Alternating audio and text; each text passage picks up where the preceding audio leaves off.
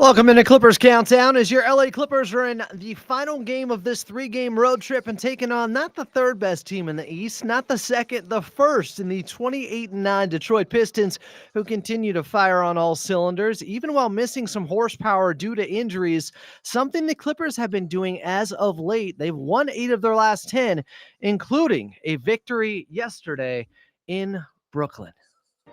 Zubas on man, turns, bounces at Collins, elevates, hammers with two hands. John Collins, an early 7 for the Clippers, crossing back and forth, picks up speed, gets to the rim, left-handed layup, using the top of the window. It falls through for two. 22 first half points for Harden. 5 on the timer. The clock checks it at 4. On the left wing, Kawhi, a tough corner 3, connects. Oh, Kawhi Leonard makes the tough shots look easy. Kobe Sanders finds Miller, left wing, another 3. Miller, money again. Jordan Miller with 21 on 9 of 12 from the field.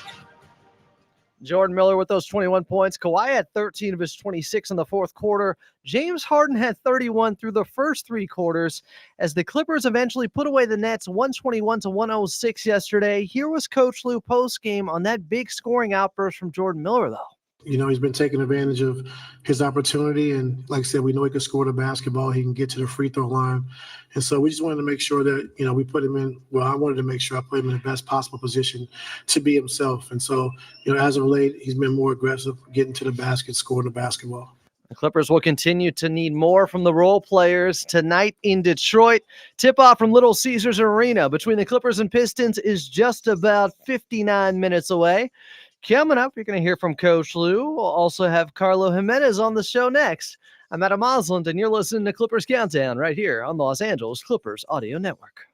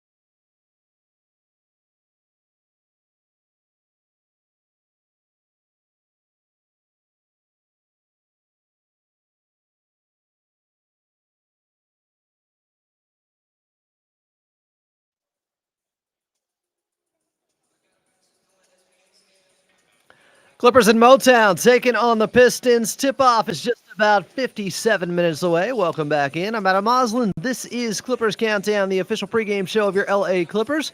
Coming up, we'll have La Murray on the show. Also up next, you're going to hear from the head coach in Tyronn Lue. But first, we get out to Little Caesars Arena and get to Carlo Jimenez. Carlo, my friend, how we doing? Adam, it is so good to hear from you. I'm doing great. We made it here to Little Caesars, the best media food in the entire association. So my belly is full, and I am excited to hear your voice for another good one here today.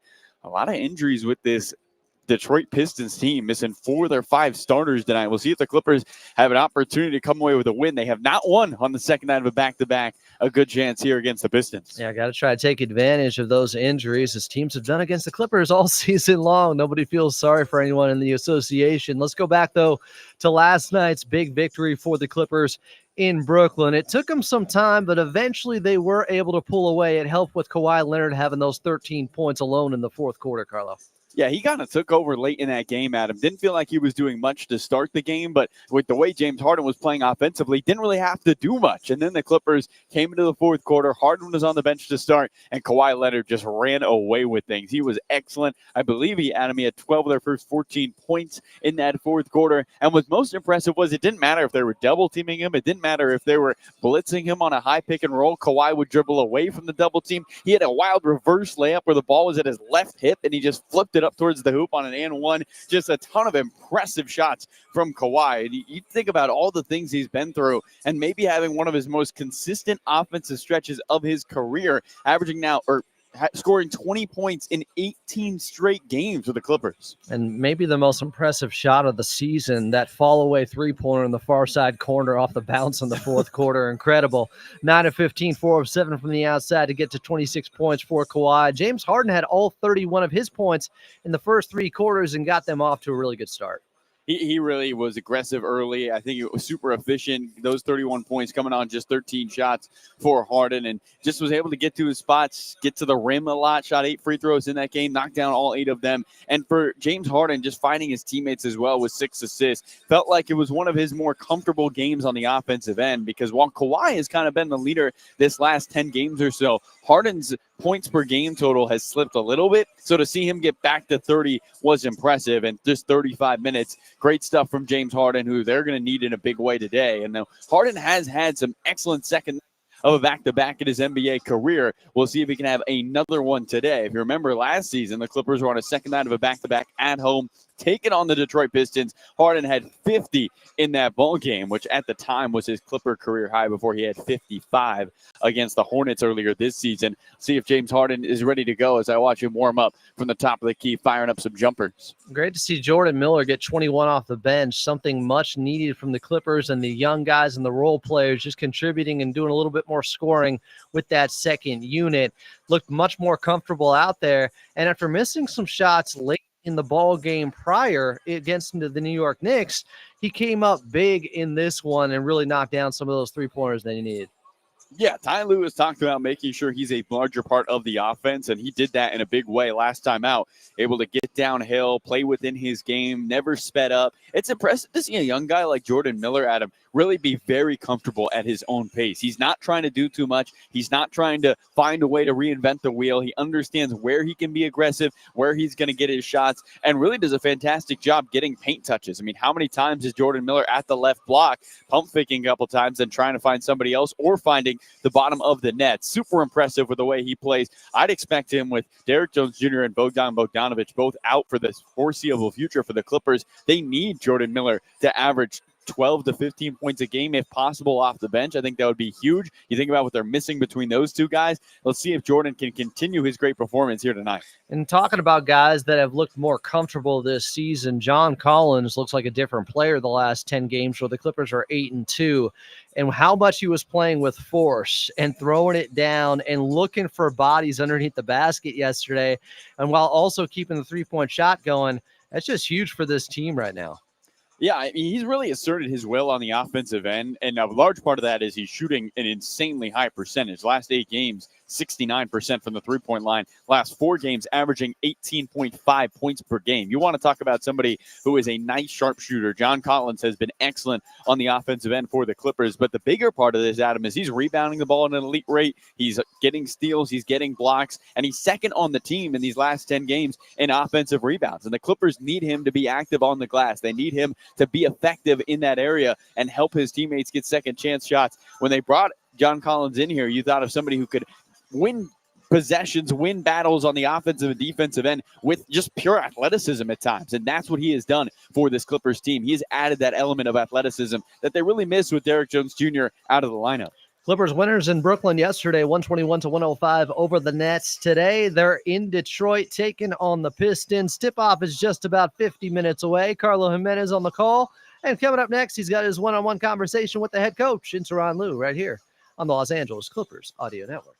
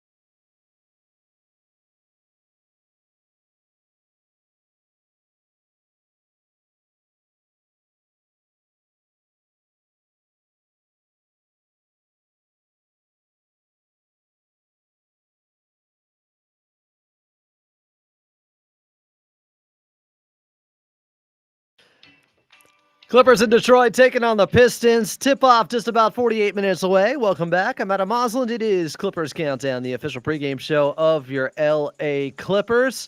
Coming up in just a little bit, we'll have La Murray on from The Athletic. But first, we got to go back to Carlo Jimenez. Thanks so much, Adam. Here with head coach Teron Lue before the Clippers take on the Detroit Pistons. Coach, going back to Brooklyn, you guys forced 12 turnovers, but you turned it into 23 points. What did you do so well to turn your defense into offense efficiently? I thought we did a good job with our blitzes. I thought we really paid attention to detail as far as pulling in, taking away that short roll, being active with our hands and creating steals. And then when we got advantage, we took advantage of it. Jordan Miller had his second 20-point game of his career. Why does his play style fit so well with this offense? I think just the space. I think, the way we play and, like you said, having spacing out there, he's able to get to his left hand, able to, get open, catch and shoot threes, which he's worked a lot on his shooting, and it's paying off and just seeing the way he's shooting the basketball. And, his slow motion, his slow pace, getting to the free throw line. It's been really good for us. You guys are 8-2 since you put out the goal of 35 and 20. What are you most proud of this group through these last 10 games? Just our resilience, I think, not, giving in or not giving up when things were really hard. I give a lot of credit to all of our guys, but, Kawhi and James taking their game to another level to get us out of that, that funk that we were in, but also the other guys, just having the mindset to come in and work every single day. And when you continue to work and you work hard, you're going to get the results you want eventually.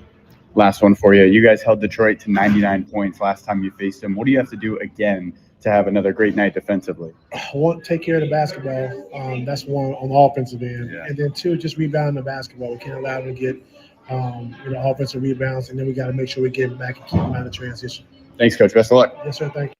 Carlo Jimenez pregame with Coach Lue as we get set for the Clippers and Pistons from Detroit. Tip-off is just 45 minutes away here on Clippers Countdown. Up next, we're going back in time in Clippers Rewind.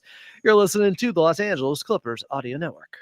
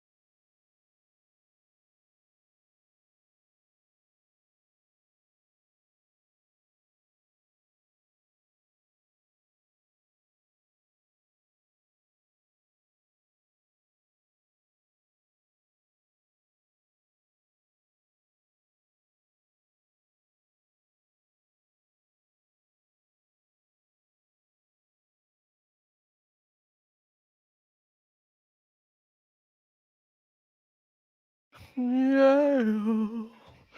Clippers in Detroit taking on the Pistons. Tip-off is just 43 minutes away. I'm Adam Osland. It is Clippers Countdown coming up.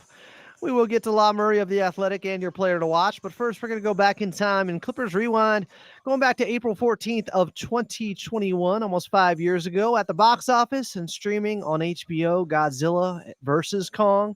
In that new Godzilla Kong universe thing, it was okay. At the top of the Billboard charts, Peaches by Justin Bieber was out. And back in Detroit for the first time as a Clipper was Reggie Action Jackson, who did this late. Here is Reggie Jackson walking it from right to left. He's going to cross the midcourt line with 10 seconds left. Guarded by the rookie Hayes. Jackson with 6 seconds left. Jackson at the top of the key with 4 seconds left. Crossover. Step into the jumper. He buries it. Reggie Jackson back in Detroit with a bang. 198 Clippers in front. 2.3 seconds remaining. Detroit will have one final chance here. No timeouts left. Grant's going to inbound under his basket. The baseball pass into the front court. Plumlee has it. Kick out. Right wing three for the win. It's short. And the Clippers go into Detroit and steal a win from the Pistons. 198 the final. Noah Eagle on the call. Reggie Jackson led him with 29 points. Another former Piston, then Clipper, Luke Kennard had 17. That was one of the best moments of the season, helped propel them all the way towards the Western Conference Finals run they would make. Reggie Vision, little revenge back in Detroit on that day in 2021. Clippers taking on the Pistons. Tip-off just about 40 minutes away. Coming up next, your player watch. I'm Adam Osland, and you're listening to the Los Angeles Clippers Audio Network.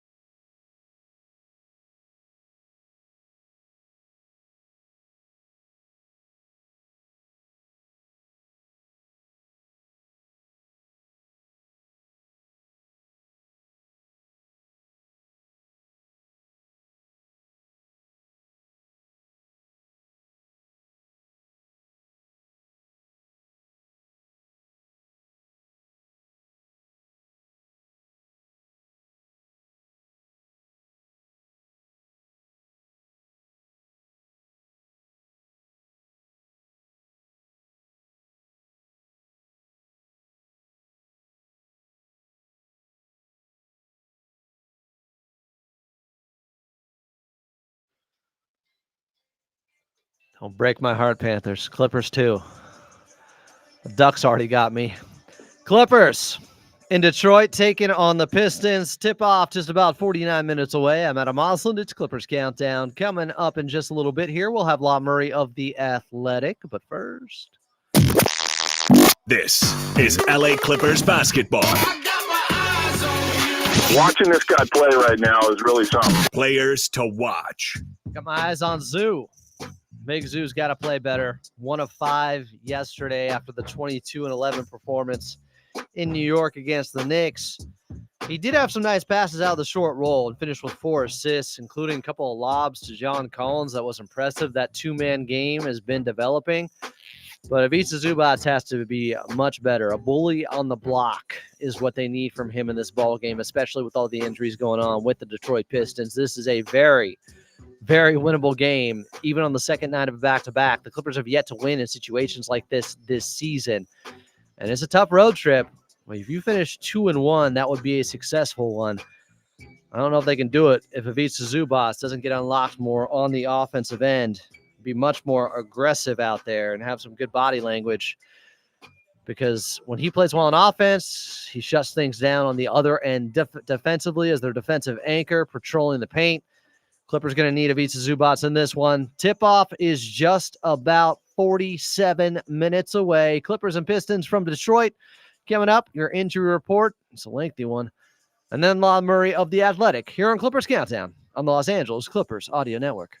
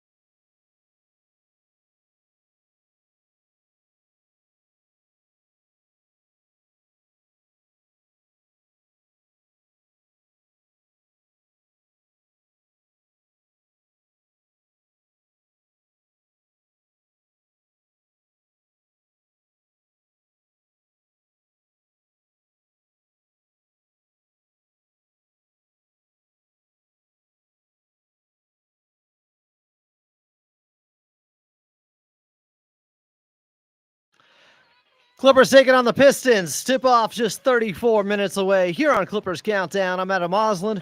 Coming up in just a little bit, we'll have Law Murray on. But first, your injury report here for the Clippers. Kawhi Leonard is available.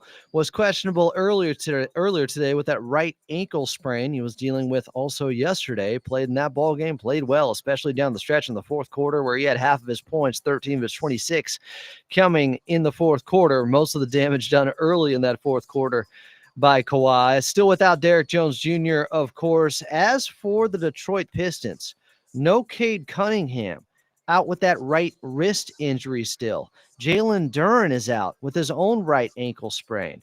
Tobias Harris, the former Clipper, is out in this one. Left hip injury. Isaiah Stewart, Beef Stew, out with illness. 4 of their 5 starters are out. The Clippers have to find a way to take advantage of this injury-ravaged Detroit Pistons team. Tip-off just about 32 minutes away here on Clippers Countdown. Up next, Law Murray. I'm Adam Osland, and you're listening to the Los Angeles Clippers Audio Network.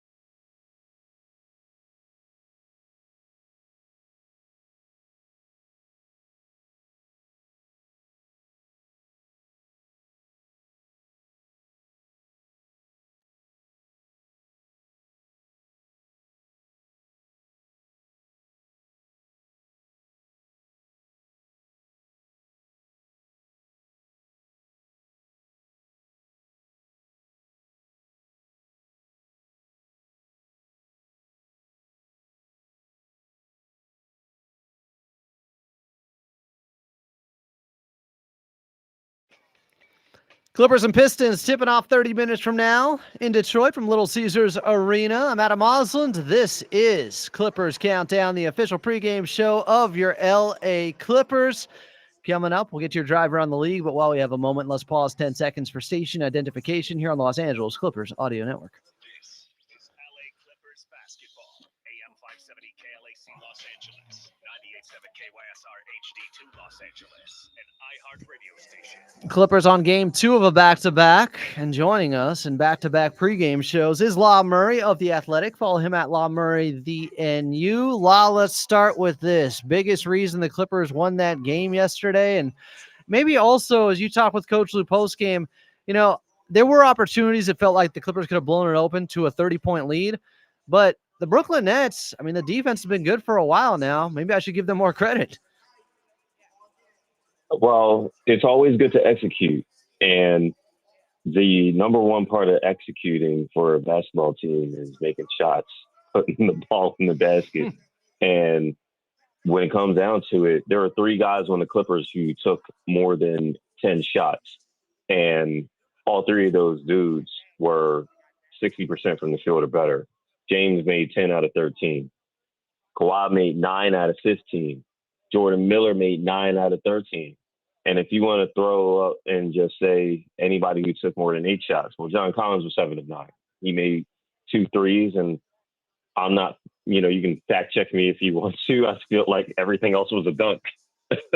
So if you're going to make 59% from the field, 58% from 3, miss only 2 out of your 19 free throws, that helps. And it's a good thing the Clippers were so efficient because they were obliterated in the possession battle. If there's one thing about the Brooklyn Nets, I think they did a really good job of making things challenging when the Clippers weren't getting shots up. But other than that, I just felt like sometimes you're talented and your talent executes, and the Clippers did a good job of having their talent play up to their talent. Now, some may have been surprised because the paint must have been clogged the entire time with Ivica Zubac starting and playing 25 minutes. But, Vlad, seriously, what do you make of the narrative that Ivica Zubac, has wrecked their offense, and that's been an issue since he came back? You know what I say about people who got stuff to say just because it's convenient for them to say it. And so the more these games play out, the more silly that winds up sounding. Like, I think when teams have win streaks or losing streaks and they look at who's in, who's out, and they just don't, they give more credence to that instead of saying like the entire team has figured something out and a guy is going to, figure things out when he gets there, or they're not as big of a factor. So, guys will start, and it's like the entire game is not made up of a starting lineup. That's just how it is. Like we're interested in who starts, but a game is played with a variety of lineups, and it's a matter of who you're playing through. It's a matter of who you're playing with, how the game flow is, all of that. All these games kind of matter individually, so Zubac was not good last night in terms of his actual scoring ability. True. But you also saw Ivica Zubac being on the floor was still good for the Clippers. We have to talk about those things. This is the opposite of the LeBron James conversation we were having at the end of December. It's like LeBron putting up good numbers is, he can put up good numbers and still be a good player, even if he's not impacting winning as much, right? Well, with Zoo, it's like Zoo being on the floor for the Clippers is a good thing, even if his numbers don't always reflect it. And, there were still instances where he would get the ball in the middle and collapse the Brooklyn defense. And the best thing that Zoo did offensively was find John Collins. You know what I mean? Like Zoo had 4 assists. I think Zoo, it would be nice if he had a cleaner game. But all that means is the Clippers win by maybe closer to 20 instead of the 16 that they won by last night. It's not a big deal. I think the biggest thing is, can whoever Tyronn Lue play, can they contribute to winning? Can they help the team even if they're missing some shots? I saw Brook Lopez miss a bunch of threes in a game. I saw Ivica Zubac last night, missed 4 out of 5 shots. The one shot he made was his last shot, I'm pretty sure. So, the Kawhi Leonard and James Harden, they benefit from different kinds of centers. They can benefit and play well with Zoo on the floor because he's such a great interior presence. And they can do the same with Brook Lopez, being a 5-out player a lot more often. Lot Murray is our guest here on Clippers Countdown as we get set for the Clippers and Pistons from Detroit.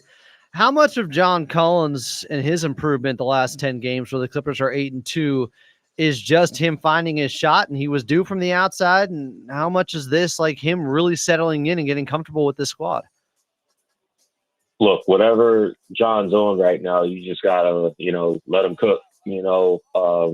He has told me that it has helped him a lot to just be able to play, to be comfortable with who he's playing with, to know what is coming his way. He has been taken to coaching really well, and it took him longer. It takes a while. He came here, and it's not like he had played with a lot of these guys before, and it's not like he had played for these coaches before. There's going to be some learning curve there. And then 10 games into that, with Bradley Beal's serious injury, everyone had to readjust, and he had to start. There was an adjustment there. Kawhi Leonard had to come back and get healthy from his injury. I think now you're in your fourth kind of phase with John, and John's thriving right now. The shot's going in. He's been able to contribute to defense, both in terms of being in the right place at the right time, as well as adding splash plays, big plays. Like, he's playing hard. And when you play hard with his athleticism and his physical gifts, you're going to wind up making some plays just off of that. Like, he had 3 blocks last night in Brooklyn. He's had games where he's had multiple blocks or multiple steals. He's rebounding better than he was the first half or I guess you could say the first quarter of the season. And so it's not surprising to me that it took John a little while to figure it out. It is a good thing for the Clippers that he's figuring it out. And I know we're in this part of the season where it's like everyone can get it as far as trades go.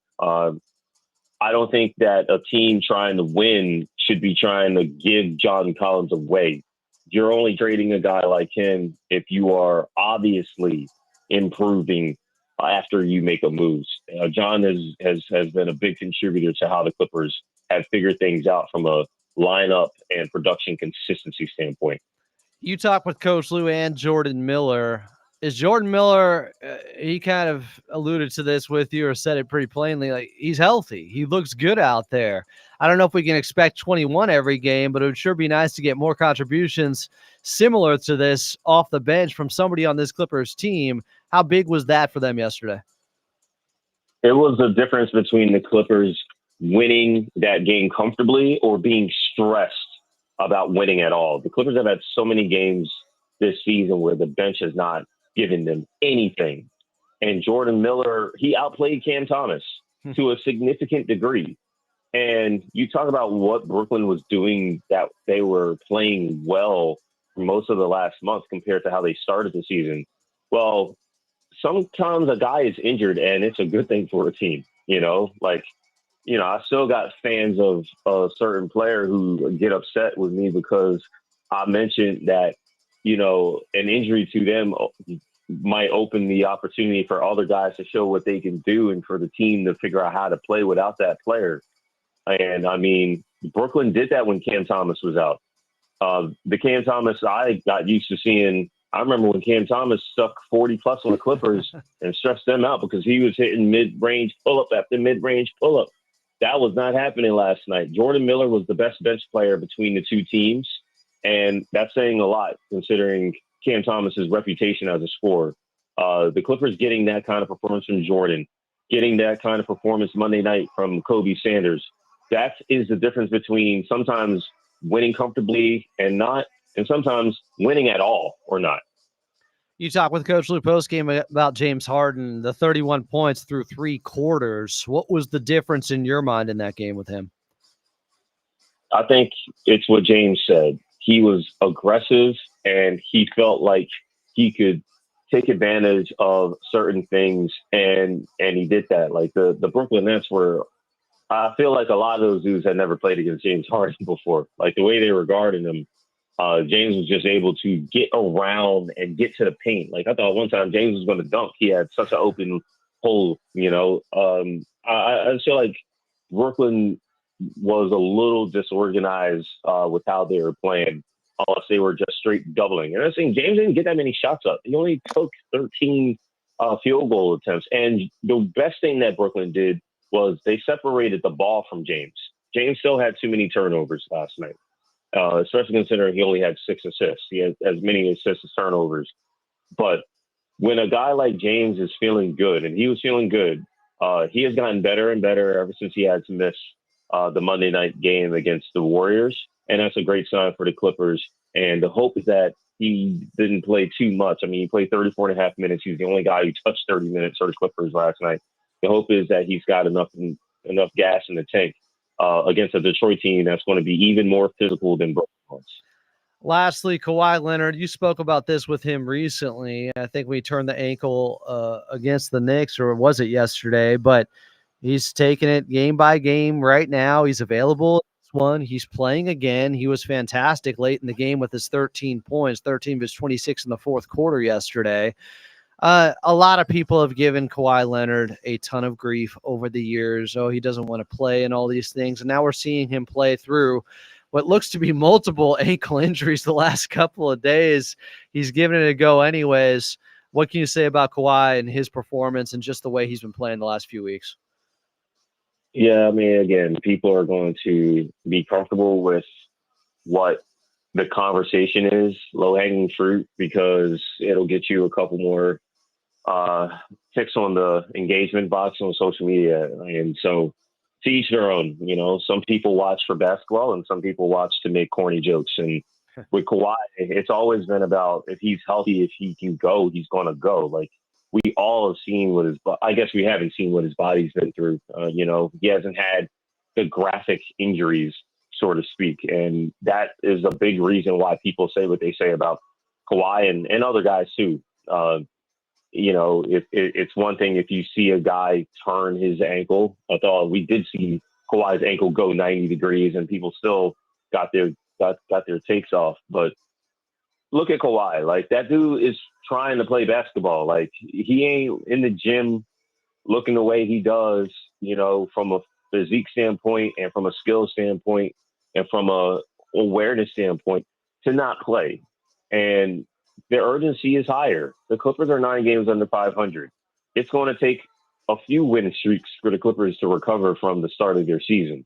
And Kawhi understands that. And Kawhi's trying to be the best version of himself because you never know. You might have something that you can't play through, that you can't recover from quickly enough. And if that happens to this Clippers team, then they're probably toast. But for right now, he's healthy. James is healthy. They're both playing well. And the difference is they have teammates who understand the assignment a little bit better now than 2 months ago. And so Detroit, I expect Detroit to I expect them to take it personal. Last time Kawhi saw these dudes, Kawhi gave him 55 points, the best game of his life. So I expect Detroit, being shorthanded as they are, to do this simple thing. Let someone else besides Kawhi Leonard beat you, even if that someone else is James Harden. He is Law Murray of The Athletic. Follow him at Law Murray, VNU. Make sure to subscribe and read the best Clippers coverage that he posts on The Athletic weekly. Law, thanks for doing this here daily lately on Clippers Countdown. Appreciate you, my friend. All right. Thank you. Enjoy the games. Coming up next, as we get set for the Clippers in Detroit taking on the Pistons, tip-off 17 minutes away. We'll get you your drive around the league, and then Carlo Jimenez. I'm Adam Osland, and you're listening to the Los Angeles Clippers Audio Network.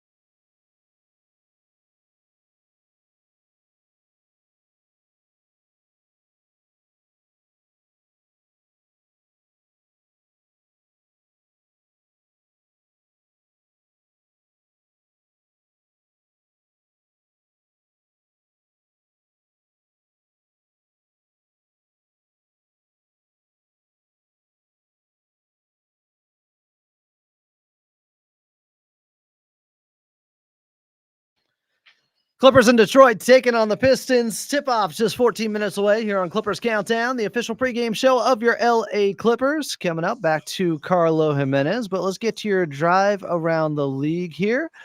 As always, it's brought to you by Toyota. It's the Here and Now sales event as your Toyota dealer. The clock is ticking. Don't wait to grab a great deal on a new Toyota.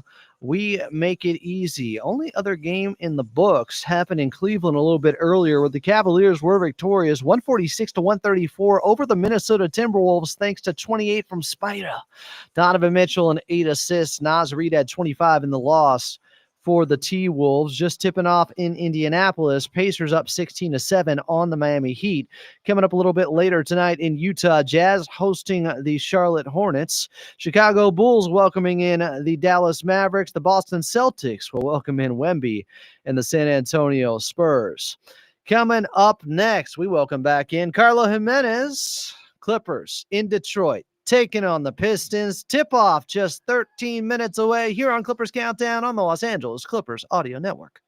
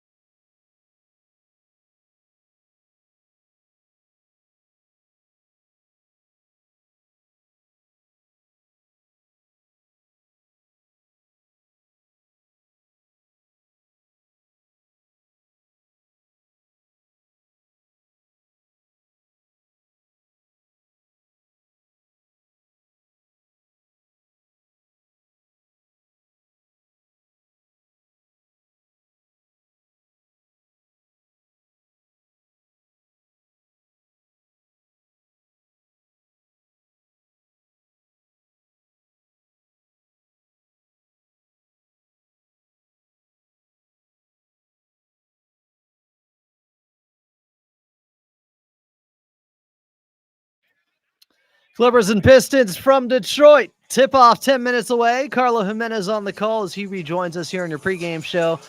Carlo, you mentioned it earlier. I need the exact order you made today with that great spread in Detroit in the media room at Little Caesars Pizza Arena. Tell me, Carlo, what'd you have? What was there?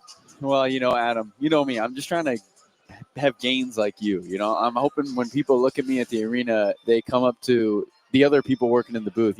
It's amazing how many times me and Jake get asked, is Adam on steroids? And the answer really is he's not, but he's just that big. So that's kind of my goal. So I went with a chicken breast, some rice, some broccoli, and a little bit of steak. And that's what I got today. Hold on. I believe it's called Little Caesars Arena in Detroit. Was there any pizza had there? No? No, there is a lot of pizza there. My lactose intolerant stomach, though, I didn't want to do that, or else we'd have Al calling the game, our engineer. And I don't think Al wants to call the game. So all right. I'm gonna have to go no pizza today. Fair enough. I did have a little bit. They had this cookie that I had. So that was pretty good. But honestly, Adam, probably the healthiest. I know Little Caesars Arena probably gets a lot of hype for the pizza.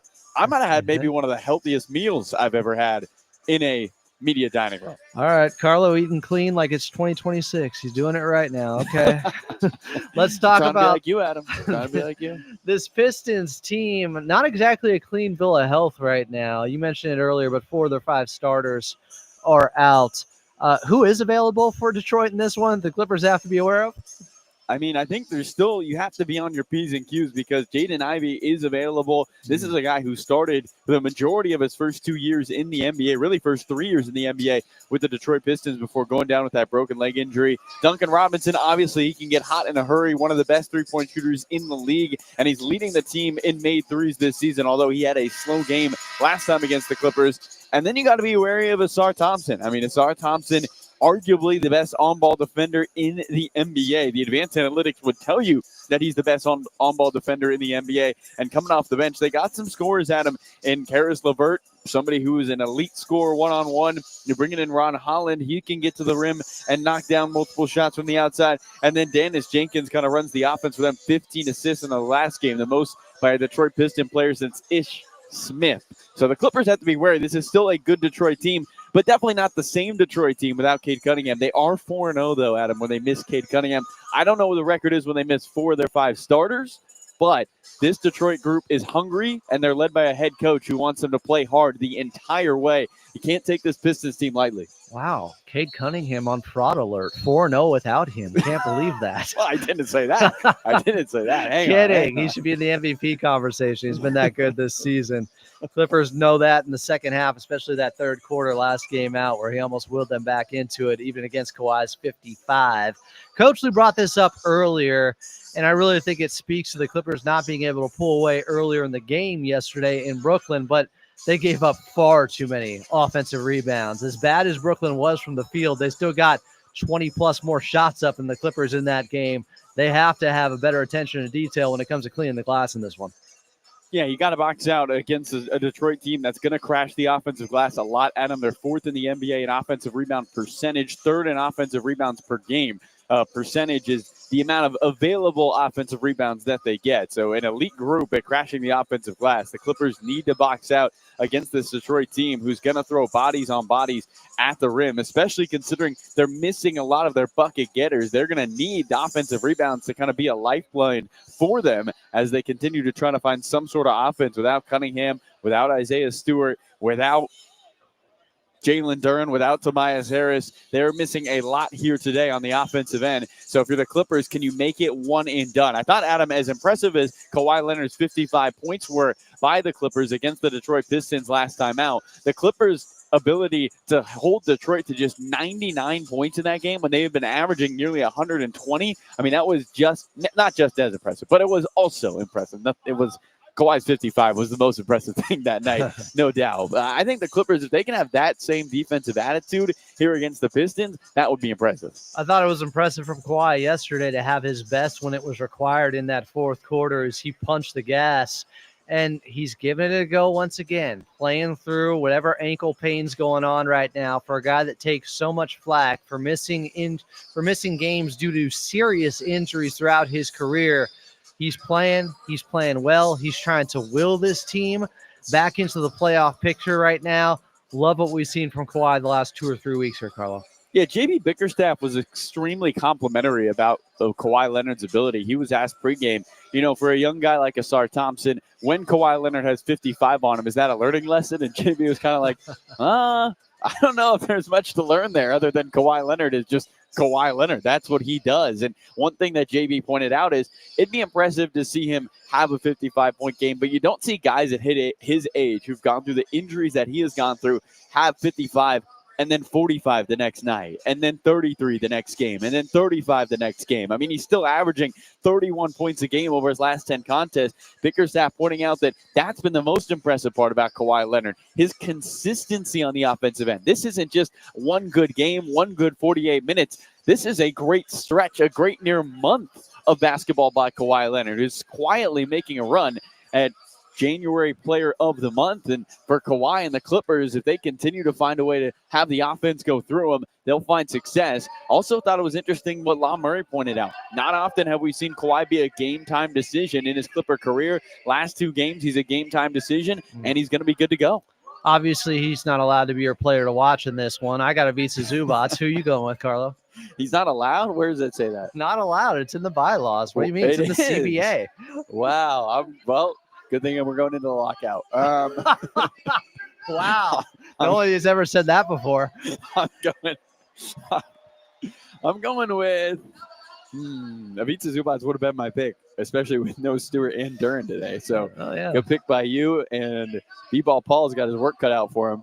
I'm going to go Chris Dunn. I think Chris Dunn is going to have a great game for the Clippers offensively. I thought he made some great passes last night in Brooklyn. Crazy that game was last night, but he had 5 assists in his 22 minutes to go along with 9 points. I think we see 15 points today from Chris Dunn. That's what I'm going with, Adam. A clean 15 points from a guy that ate clean at Little Caesars Pizza Arena in Detroit. Carlos, somebody did respond in the chat here. Frankie Cosmos said, quote, Carlo looks like a fridge in a suit. I think it's a compliment. I think that's a compliment. I'll take it, honestly. I'll take it. Any compliment or diss, any attention, please. As long as we're not talking about Adam's biceps that are as big as my head, I'm good. Guys, if you ever see Adam in a tank top, it's a scary sight. Look, I don't got those 44-inch pythons, brother. Carlo Jimenez on the call. Tip-off is just moments away. Coming up next, your keys to victory, Clippers and Pistons, and you're listening to the Los Angeles Clippers Audio Network.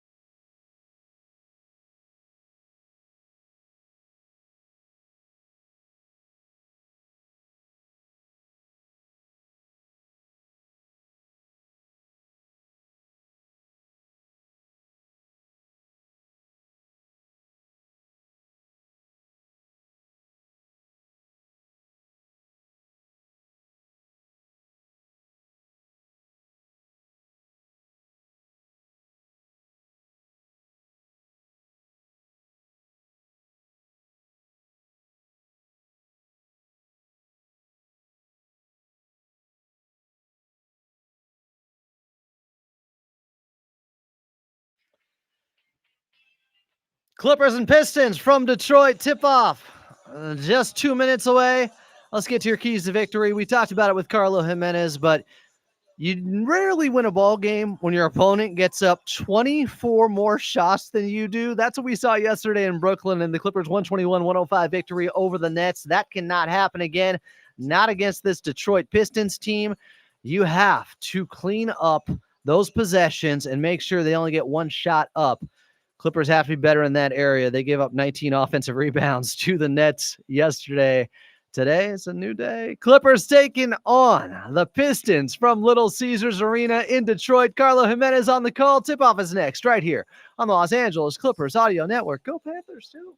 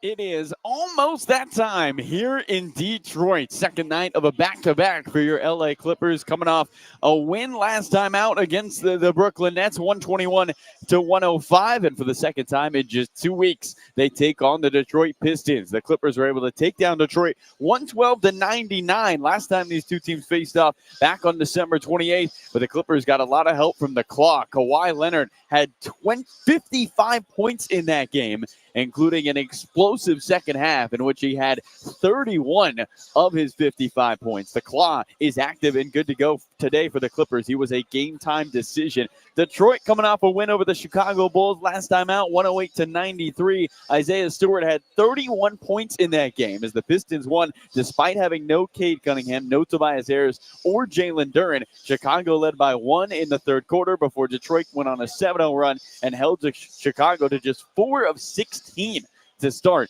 the fourth quarter. The Clippers coming off a win over Brooklyn, 31 points for James Harden, 26 for Kawhi Leonard. Jordan Miller added 21 of his own. The Clippers were up early, and it was never really close. The Clippers led by 16, up 18-2 before